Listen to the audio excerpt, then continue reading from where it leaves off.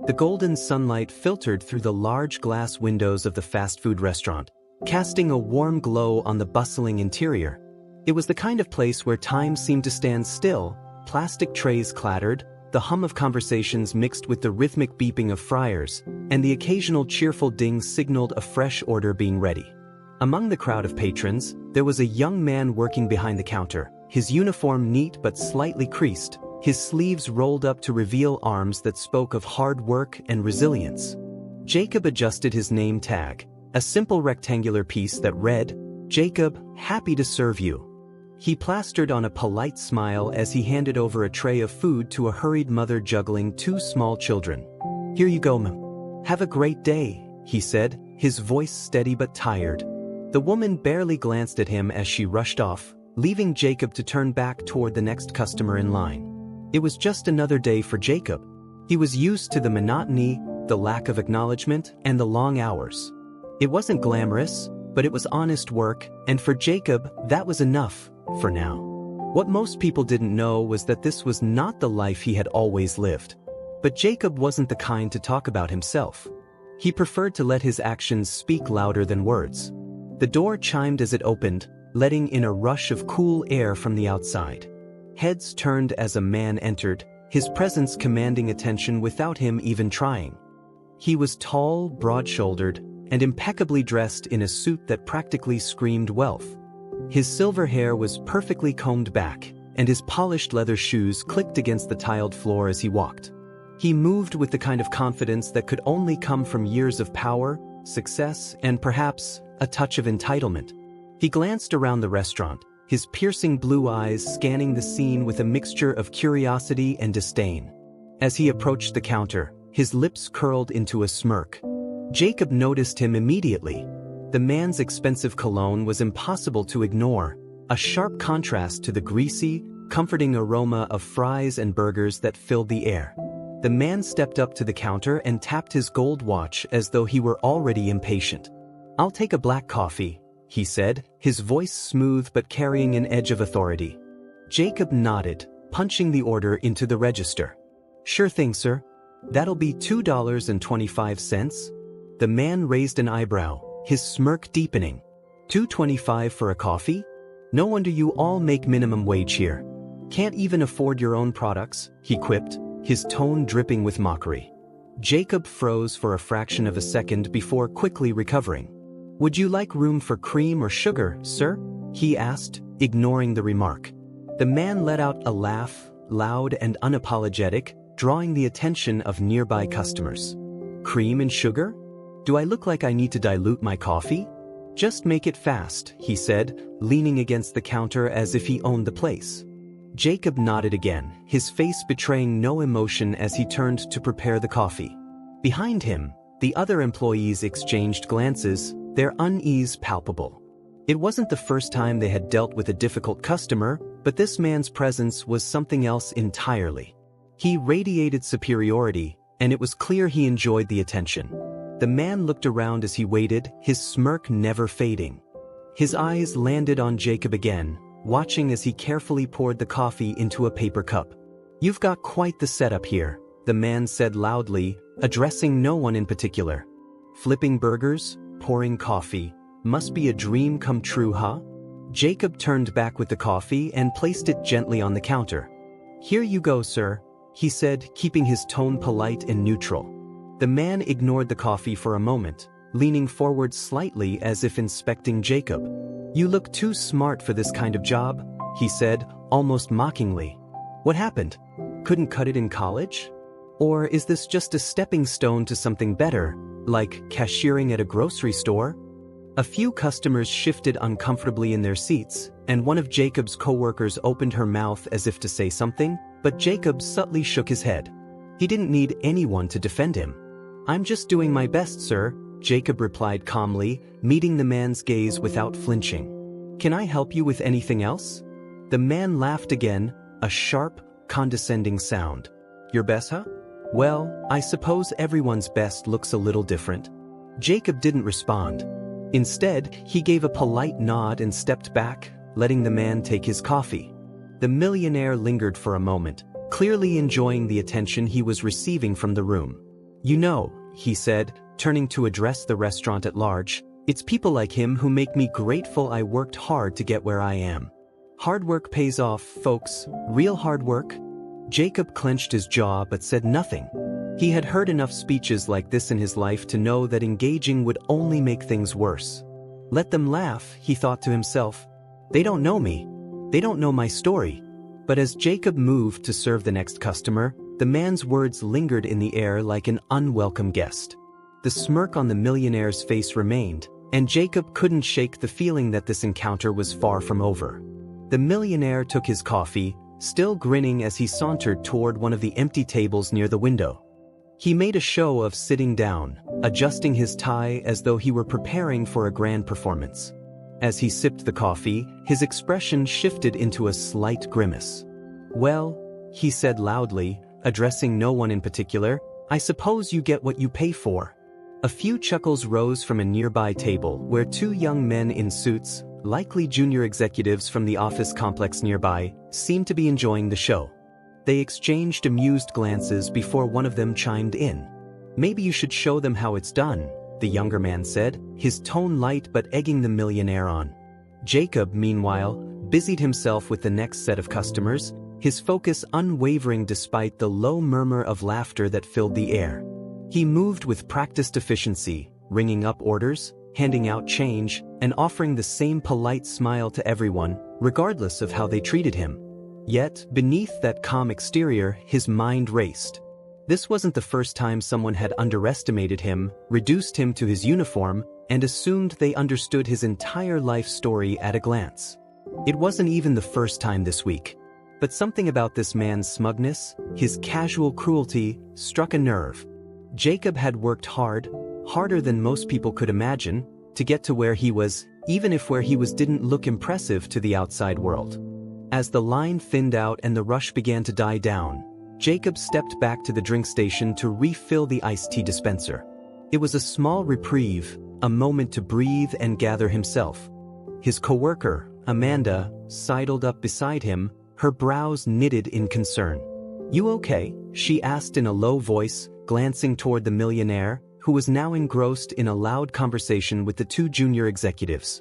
Jacob nodded, offering her a reassuring smile. "I'm fine. Don't worry about it."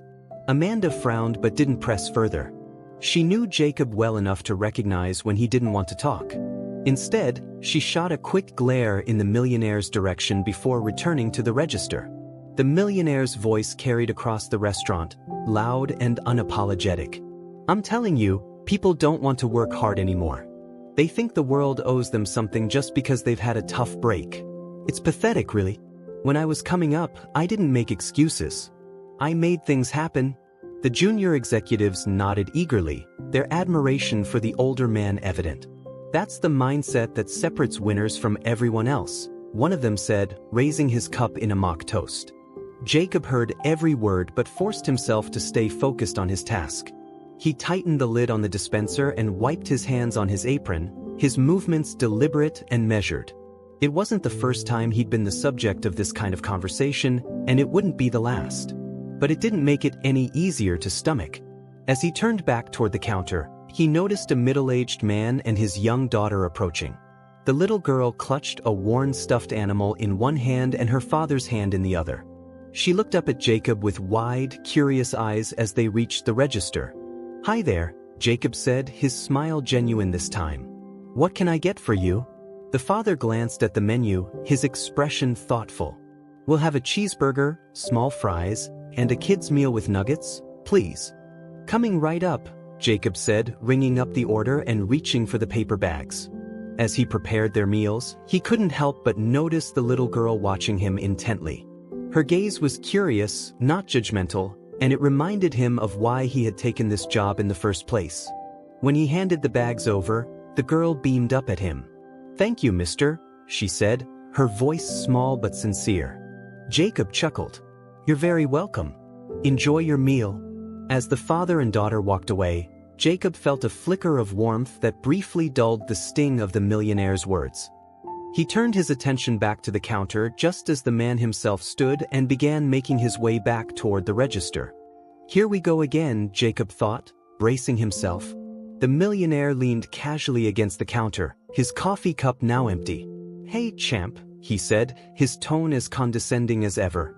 "Got any desserts here that don't taste like cardboard?" Jacob resisted the urge to sigh. "We have cookies, brownies, and apple pies, sir. Would you like to try one?" The man rubbed his chin theatrically, as though this were the most difficult decision he'd faced all day.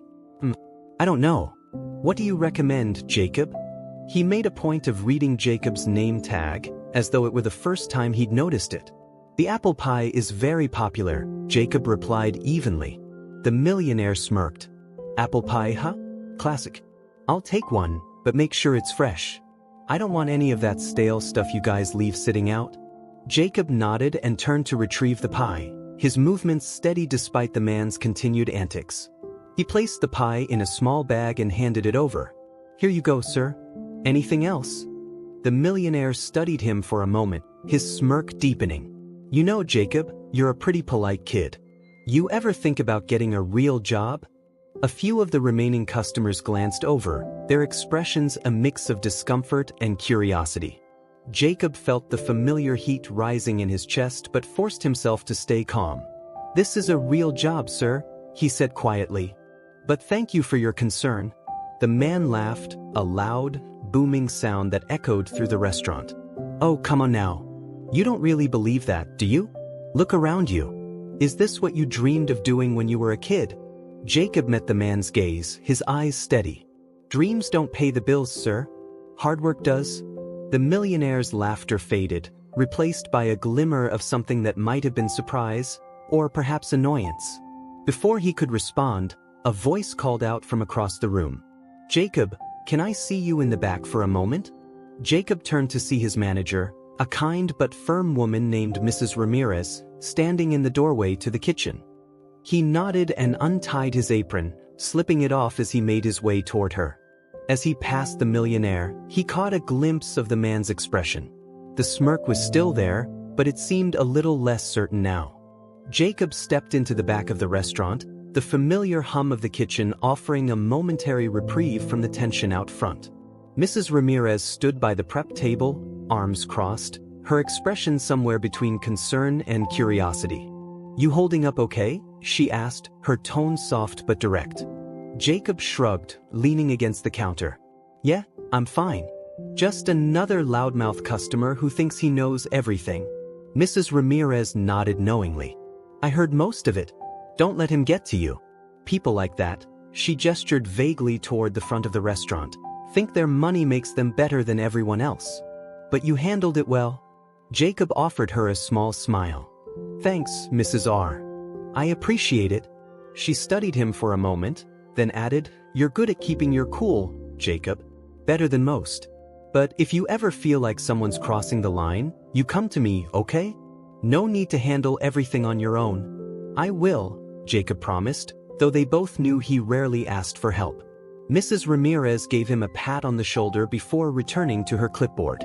Jacob took a deep breath, letting the tension drain from his body. He grabbed a cup of water from the cooler, sipping it slowly as he let his mind wander. He thought about the millionaire's words, about the way he had laughed so freely, so carelessly, without a second thought about how it might feel to be on the receiving end. Jacob had learned long ago not to take those kinds of remarks personally. People who mocked others were often hiding insecurities of their own. Still, it didn't make it any less exhausting. Jacob glanced at the clock on the wall. His shift was almost over, and he was looking forward to heading home. The word carried a weight that most people wouldn't understand. For Jacob, home wasn't just a place to sleep, it was a refuge, a reminder of why he worked so hard every day. The sound of the kitchen door swinging open pulled Jacob from his thoughts. Amanda poked her head in, her expression a mix of amusement and urgency. "Hey, Jacob, you might want to come back out here." Jacob raised an eyebrow. "But what's going on?" "It's your new buddy," Amanda said, smirking. "He's holding court at one of the tables, and well, you'll just have to see for yourself." Jacob sighed, setting down his cup. "Great," he muttered, making his way back toward the front. As he stepped into the dining area, he immediately spotted the millionaire. The man was seated at a corner table, surrounded by the two junior executives and a handful of other customers who had apparently decided to join the impromptu gathering. He was gesturing animatedly, his voice carrying across the room. "I'm telling you," the millionaire said, his tone equal parts confident and condescending, "success is all about mindset. If you think like a winner, you become a winner. That's how I built my first company from the ground up." Jacob leaned against the counter, watching the scene unfold. He had to admit, the man was a skilled storyteller. His words flowed effortlessly, each anecdote designed to paint him as the self-made hero of his own narrative. The junior executives hung on every word, nodding enthusiastically and occasionally chiming in with their own affirmations. "And that's the problem with kids these days," the millionaire continued, shaking his head. "They don't want to work for anything. They think they're entitled to handouts just because life threw them a curveball." Jacob felt his jaw tighten. He had heard variations of this speech countless times, from people who assumed that anyone struggling must be lazy or unmotivated. It was a convenient way to ignore the complexities of real life, to pretend that success was just a matter of effort and nothing more. As the millionaire launched into yet another story about his rise to the top, one of the junior executives glanced toward the counter and noticed Jacob watching. The young man smirked and leaned closer to his mentor. "What do you think about him?" he asked, nodding subtly in Jacob's direction. The millionaire followed the gesture, his eyes landing on Jacob once again. His smirk returned, more pronounced this time. "Him," he said, loud enough for everyone to hear. "He's a perfect example of what I'm talking about." The room fell silent, all eyes turning toward Jacob. He could feel the weight of their gazes, a mix of curiosity, pity, and judgment. Still, he refused to look away, meeting the millionaire's eyes with a calm, steady gaze. The millionaire leaned back in his chair, spreading his arms as if to make his point even more dramatic. "Look at him," he said, addressing the room. "He's young, he's healthy, and yet here he is, flipping burgers and pouring coffee. But because he didn't make the right choices?" Jacob felt a spark of anger flare in his chest, but he kept his expression neutral. He had learned long ago that silence could be more powerful than words, especially when dealing with people who thrived on provoking others. The millionaire seemed emboldened by Jacob's lack of response. "Now, don't get me wrong," he continued, holding up his hands as if to appear magnanimous. "There's nothing wrong with working a job like this, temporarily. But if you're still here after a year, 2 years, then maybe you need to ask yourself some tough questions." A murmur rippled through the room, some of the customers shifting uncomfortably in their seats. Amanda, who was standing nearby, shot Jacob a worried glance, but he gave her a small shake of his head, silently telling her not to intervene. The millionaire leaned forward, his gaze locked on Jacob. "So tell me, kid," he said, his tone almost taunting. "What's your plan? What's your big dream? Or are you planning to stay here forever?" Jacob hesitated for a moment, his mind racing. He could feel the tension in the air, the anticipation of everyone waiting to see how he would respond. Finally, he straightened up, stepping out from behind the counter. "My dream," Jacob said, his voice steady but firm. "My dream is to work hard, treat people with respect, and make an honest living. It might not look like much to you, but it's enough for me." The millionaire chuckled, shaking his head. "That's not a dream, kid. That's settling. You've got to aim higher." Jacob met the man's gaze, his eyes unwavering. "And what about you, sir?" he asked, his voice calm but pointed. "What's your dream? Or have you already decided that belittling other people is enough for you?" The room went silent, the weight of Jacob's words hanging heavy in the air. For a moment, the millionaire's smirk faltered, replaced by something that looked almost like uncertainty. He opened his mouth to respond, but before he could speak, a voice from the back of the room cut through the tension. "Jacob, you've got more guts than most people I know," the voice said. All heads turned to see a middle-aged man in a suit standing near the entrance. He was tall and imposing, with an air of authority that seemed to command respect without effort. Jacob's face lit up with recognition. "Mr. Caldwell," Jacob said, a note of surprise in his voice. The millionaire turned toward the newcomer, his brow furrowing in confusion. "And who might you be?" he asked, his tone less confident now.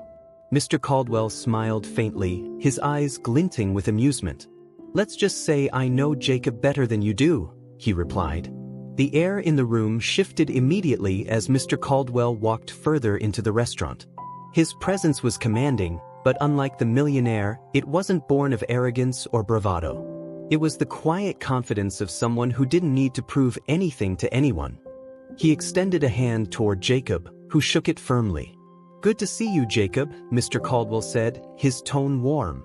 "I hope I'm not interrupting anything important." The millionaire's smirk returned, though it looked weaker now. "Important? Not at all," he said, waving a dismissive hand. "We were just having a little conversation about life choices, weren't we, Jacob?" Jacob glanced at Mr. Caldwell, who raised an eyebrow but said nothing. Instead, he turned his attention to the millionaire, studying him with quiet curiosity. "You must be a friend of Jacob's," the millionaire said, his voice regaining some of its earlier bravado. "Let me guess, you're here to encourage him to aim higher, right? To get out of this place and do something meaningful with his life." Mr. Caldwell chuckled softly, shaking his head. "Not exactly," he said. "But I am here to make sure he's doing well. Jacob's a remarkable young man."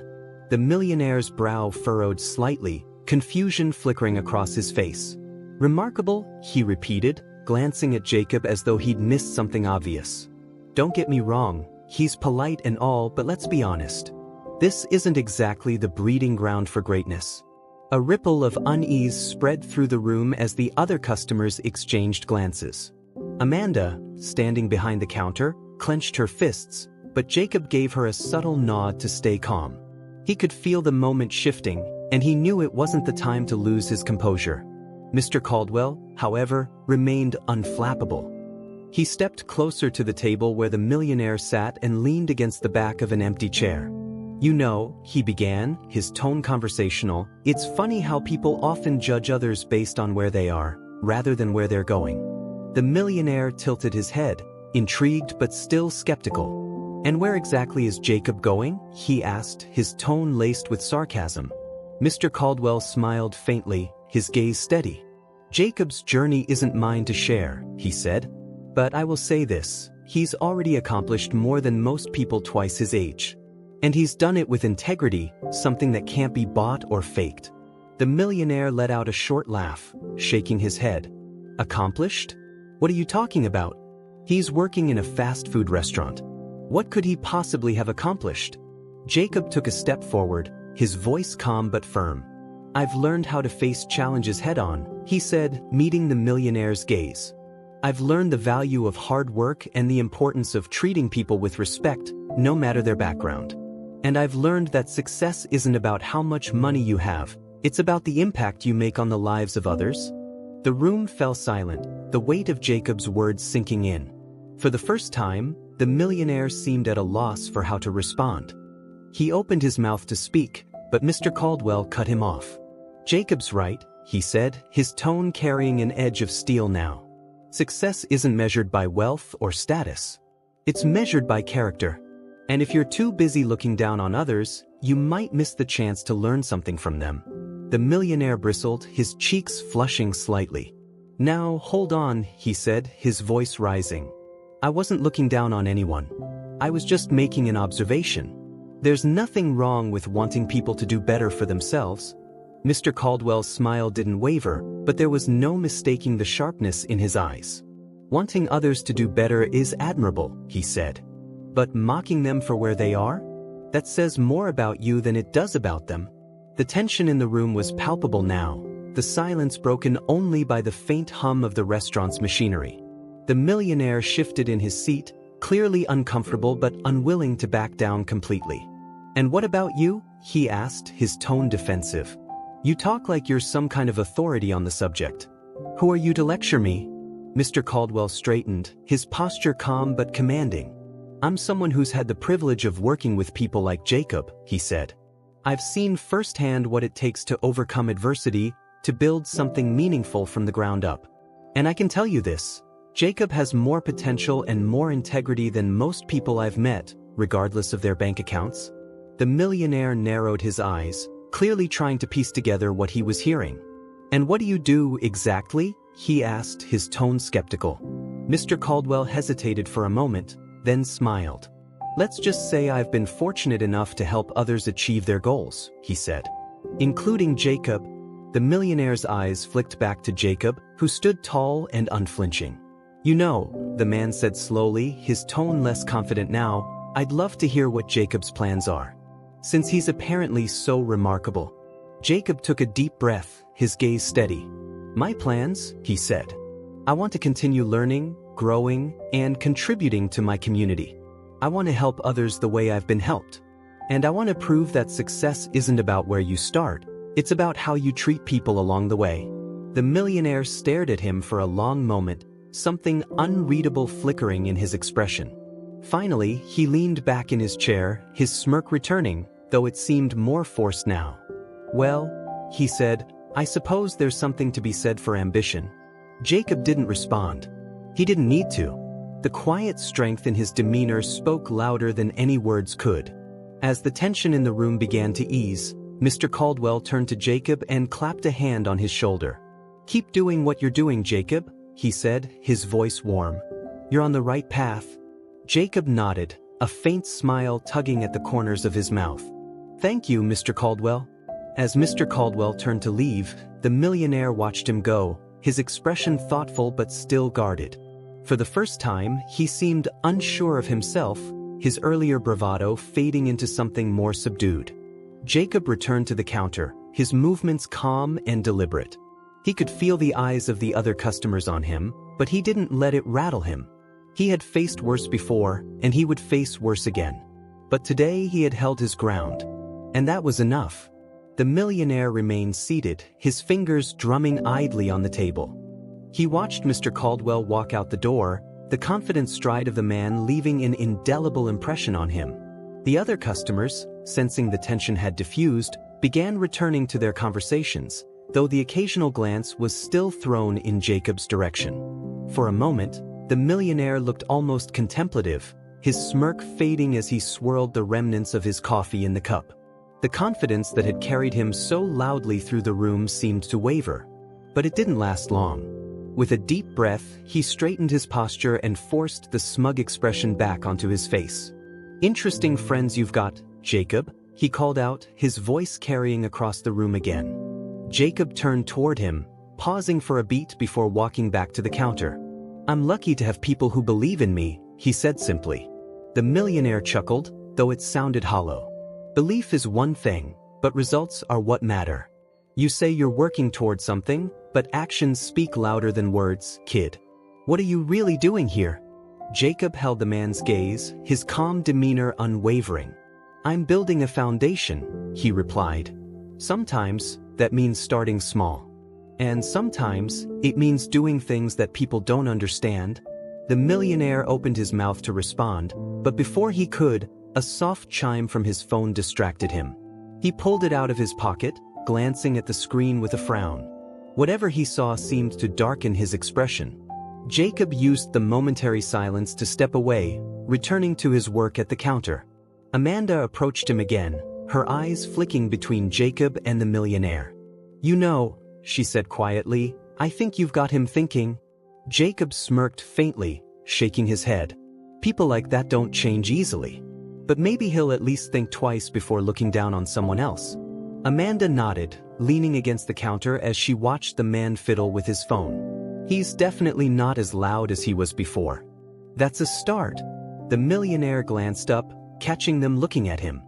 For a brief moment, he looked like he might say something, but then he stood abruptly, grabbing his coffee cup and apple pie bag. He approached the counter again, his movements slower now, as if he were carrying some invisible weight. Jacob, he said, his tone quieter than before. I've been harsh today. I suppose I get carried away sometimes. It's just frustrating to see potential wasted. Jacob raised an eyebrow, surprised at the shift in tone but not entirely convinced of the man's sincerity. Everyone's journey looks different, he said. What might seem like a waste to you could be someone else's stepping stone. The millionaire studied him for a moment, his lips pressing into a thin line. Maybe, he admitted, or maybe I've been too quick to judge. But I can't help but think you're capable of more than this. Jacob gave a small shrug. We're all capable of more than we think. But we get there one step at a time. The millionaire nodded, though he still looked conflicted. He turned as if to leave but hesitated, his hand hovering over the door handle. Finally, he looked back at Jacob, his expression unreadable. Good luck, Jacob, he said, his voice softer now. I hope you prove me wrong.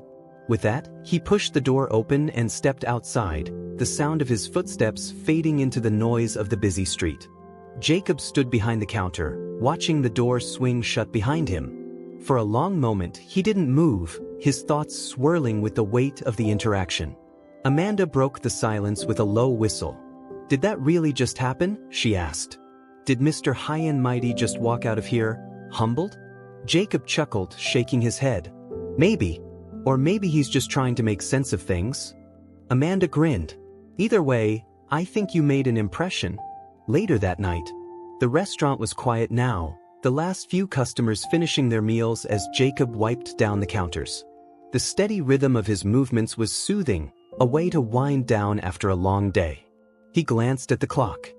His shift was almost over, and the thought of going home to unwind brought a sense of relief. As he finished cleaning, Mrs. Ramirez approached him, holding an envelope in her hand. Jacob, she said, her tone unusually serious. Before you go, I wanted to give you this. Jacob frowned, taking the envelope from her. It was plain, with no markings, but it felt heavy in his hands.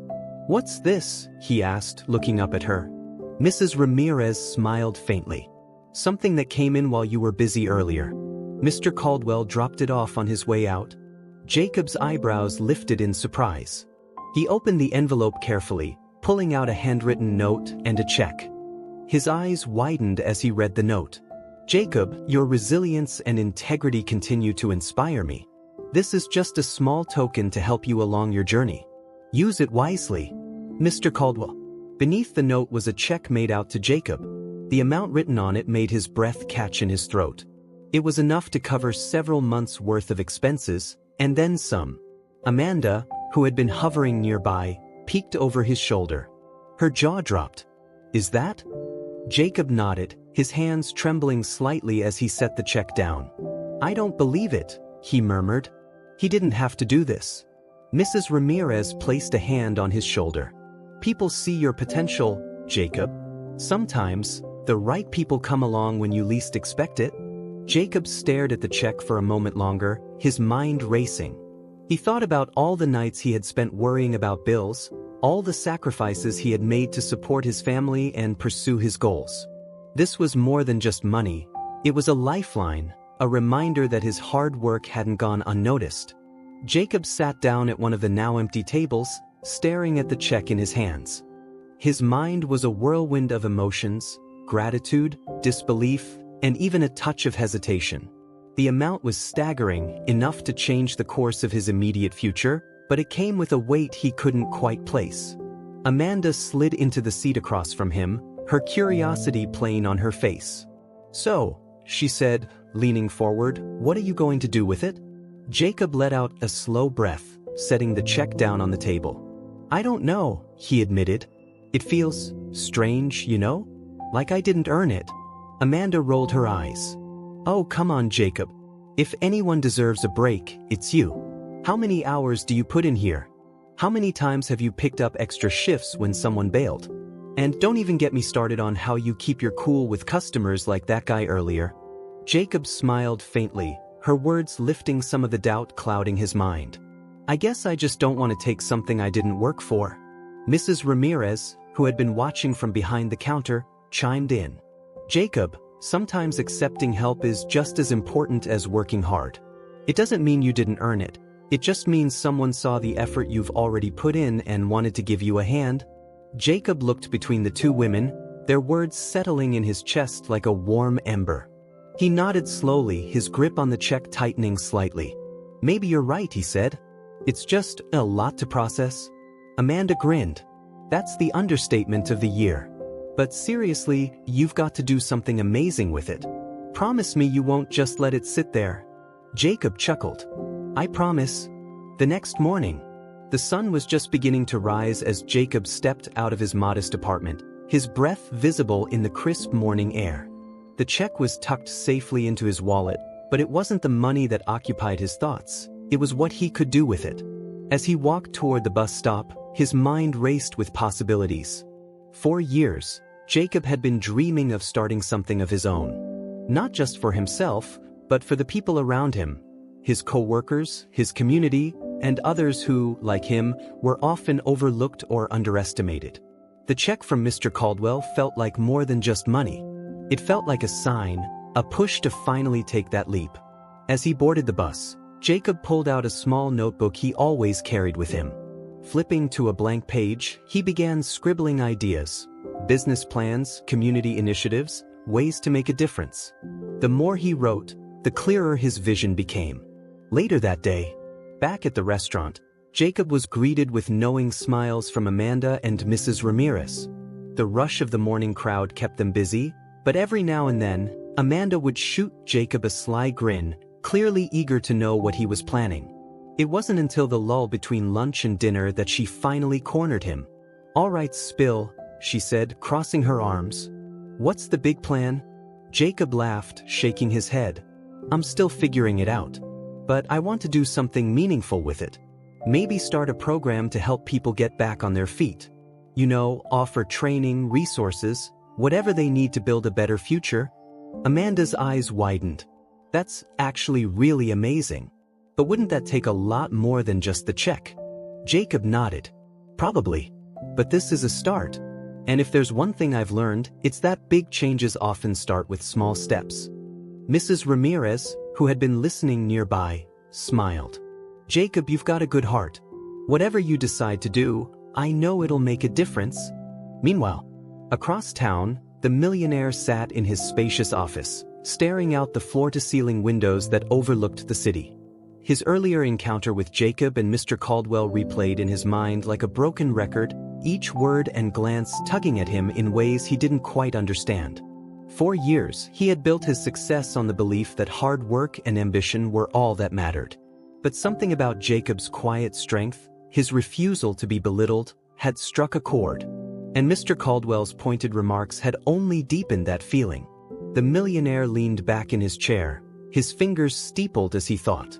He had spent his entire career focused on his own achievements, his own goals. Maybe it was time to do something different. Picking up his phone, he dialed a number and waited. When the call connected, he spoke with uncharacteristic hesitation. "Caldwell, it's me.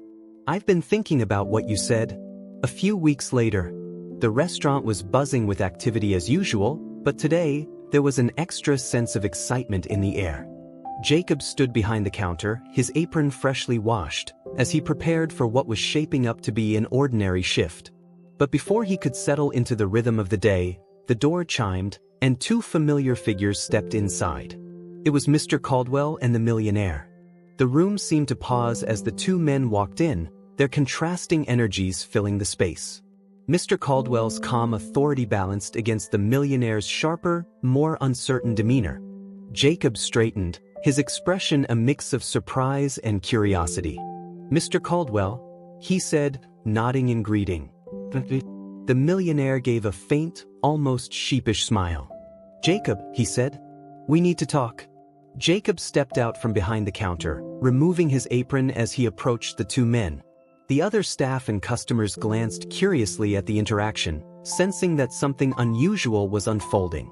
Mr. Caldwell offered Jacob a warm smile and gestured toward an empty booth in the corner. "Let's sit," Mr. Caldwell said. "We have something to discuss." Jacob nodded, his curiosity growing as he followed them to the booth. The millionaire, who had been so boisterous during their last encounter, now seemed subdued. He slid into the seat across from Jacob, his shoulders tense and his gaze shifting between Mr. Caldwell and the table. Once they were seated, there was a moment of silence, as if everyone was waiting for the other to speak first. Finally, it was the millionaire who broke the stillness. "Jacob," he began, his voice quieter than before, "I owe you an apology." Jacob's eyes widened slightly, caught off guard. He had expected many things, but an apology wasn't one of them. "An apology?" he repeated, his tone cautious. The millionaire nodded, his expression earnest. I wasn't fair to you the other day. I made assumptions about you, about your work, and I disrespected you. That wasn't right." Jacob studied him for a moment, trying to gauge the sincerity behind the words. The man's usual bravado was gone, replaced by a vulnerability that seemed almost foreign to him. "I appreciate that," Jacob said finally. "It takes courage to admit when you're wrong." The millionaire exhaled, as if a weight had been lifted from his chest. "I've been thinking a lot about what you said, about treating people with respect and about success being more than just money or status. It made me realize that I've spent so much of my life focused on myself that I've forgotten about the people around me." Mr. Caldwell, who had been listening quietly, leaned forward slightly. "He came to me after our last encounter," he said, addressing Jacob. "He wanted to understand what he could do to change. And I told him the first step was acknowledging his mistakes." The millionaire nodded. "And now I want to take it a step further. That's why I'm here." Jacob frowned slightly, his curiosity piqued. "What do you mean?" The millionaire reached into his jacket pocket and pulled out a folder, sliding it across the table toward Jacob. "I've spent years building companies, making money, and climbing the ladder. But I've never really done anything that matters. Not in the way you're talking about. So, I want to help." Jacob hesitated before opening the folder. Inside, he found documents outlining a partnership proposal, funding for community programs, job training initiatives, and small business grants. As he scanned the papers, his heart began to race. "You want to fund this?" Jacob asked, his voice barely above a whisper. The millionaire nodded. "I do. But not just as a donor. I want to be involved. I want to learn from you, from people like you, about what it means to create real change." Jacob stared at the documents, his mind racing. This wasn't just a token gesture, it was a genuine commitment. The resources outlined in the proposal could change countless lives, giving opportunities to people who had been overlooked or underestimated. Mr. Caldwell chimed in again, his tone gentle. "I told him that if he wanted to make a difference, he needed to start with someone who truly understands what it means to work hard and face challenges. And I could think of no one better than you, Jacob." Jacob looked up, meeting the millionaire's gaze. For the first time, he saw not arrogance or condescension, but humility and a genuine desire to do better. "This is incredible," Jacob said, his voice filled with emotion. "But why me? There are so many people out there who could lead something like this." The millionaire smiled faintly. "Because you embody everything I thought I understood about hard work and success, but didn't. You taught me something that day, whether you realize it or not. And I want to help amplify your message." Jacob leaned back in his seat, his mind spinning. The thought of having the resources to bring his ideas to life was exhilarating, but it was also overwhelming. This wasn't just about him anymore. It was about the community, about creating something lasting and meaningful. Finally, he nodded. "All right," he said, his voice steady. "I'll do it. But on one condition." The millionaire raised an eyebrow. "What's that?" Jacob leaned forward, his gaze unwavering. "This can't just be about writing checks or making headlines. If we're going to do this, it has to be real. We have to listen to the people we're trying to help and make sure we're giving them what they actually need, not what we think they need."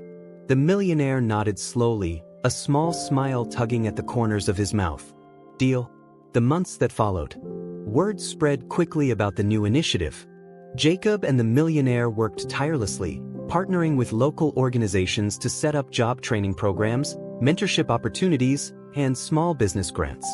The restaurant became a hub of activity, with community members coming together to share their ideas and dreams.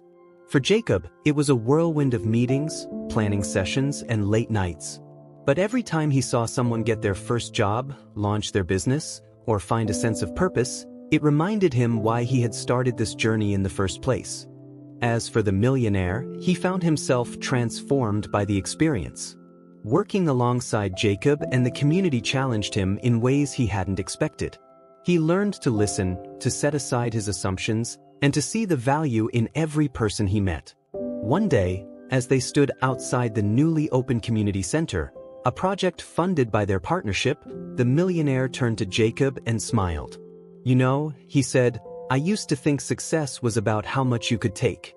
But now I see it's about how much you can give. Jacob smiled back, the warmth of the moment filling him with pride. And the best part is, he said, this is just the beginning. The two men stood in silence for a moment, watching as people filed into the center, their faces lit with hope. It was a sight that neither of them would ever forget. A reminder that sometimes, the most unlikely partnerships could create the greatest impact. A year later, the community center was buzzing with energy. A grand celebration was underway, marking the one-year anniversary of its opening. Balloons in bright, cheerful colors lined the entrance, and the sound of laughter and chatter filled the air.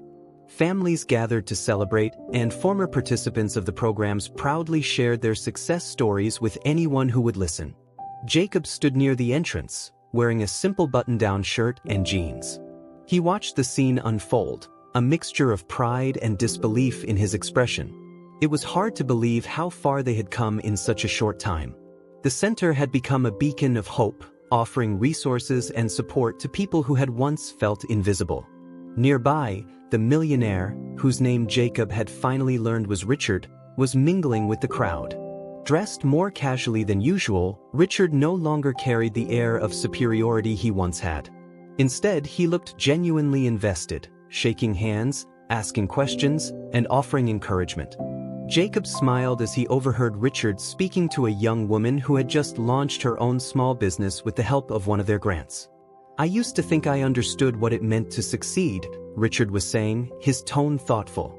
But people like you have taught me that success is about lifting others up. Congratulations on your business. You've earned every bit of it. The young woman beamed, thanking him before moving on to speak with another group. Richard caught Jacob's eye and walked over, a grin on his face. You've done something incredible here, Jacob, Richard said, gesturing to the bustling center. You should be proud. Jacob shook his head. It wasn't just me. It was everyone. The people who showed up, the ones who believed in the vision, and the ones who worked behind the scenes to make it all happen. Richard nodded, his gaze scanning the crowd. It's still amazing to me, he said, almost to himself. How much I got wrong before. How many people I must have dismissed without even realizing it. Jacob placed a hand on Richard's shoulder, his expression kind. You can't change the past, he said. But you've done a lot to make up for it. And you're still learning. That's what matters. Before Richard could respond, a small boy ran up to Jacob, holding a piece of paper. Mr. Jacob, he exclaimed, tugging at Jacob's sleeve. I drew a picture of the center. Jacob crouched down, taking the paper with a smile. The drawing was colorful and full of life, with stick figures representing the people coming in and out of the building. At the top, in uneven letters, the boy had written, "Thank you, Jacob." This is amazing, Jacob said, ruffling the boy's hair. You're a real artist. Can I keep this? The boy nodded enthusiastically before running off to find his parents. Jacob stood, holding the drawing carefully as he looked back at Richard. That's why we do this, he said simply. Richard's expression softened, and for a moment he seemed lost in thought. Then he straightened, a spark of determination in his eyes. I want to do more, he said suddenly. Not just here but in other communities. What we've done here, it can't stop. There are so many people out there who need this. Jacob grinned. You sound like a man with a mission. I think I am, Richard said, his tone serious but hopeful. And I'm going to need your help to pull it off. Jacob nodded, the weight of the moment settling over him. Then let's get to work. The legacy. As the celebration continued, Jacob found himself reflecting on how much had changed. What had started as a simple fast food job had transformed into something far greater than he could have imagined. The encounter with Richard, which had once felt like a challenge, had become the catalyst for a partnership that was changing lives. In the weeks and months that followed, Jacob and Richard expanded their efforts, creating new centers, launching more programs, and building a network of support that stretched far beyond their original community. Each new milestone reminded Jacob of the lessons he had learned along the way, about resilience, respect, and the power of believing in people. Years later, when people spoke about the community center and the work it had inspired, they often mentioned Jacob and Richard in the same breath. Their unlikely partnership became a story of redemption and determination, a reminder that even the most unexpected connections could lead to extraordinary outcomes. And though Jacob would never seek the spotlight, he took quiet pride in knowing that his journey, from fast food worker to community leader, had left a legacy that would endure for generations.